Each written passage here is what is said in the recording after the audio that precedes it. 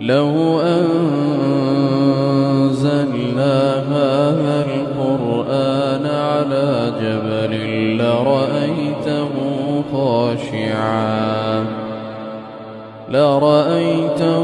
خاشعا متصدعا من خشية الله. وتلك الأمثال نضربها للناس لعلهم يتفكرون. هو الله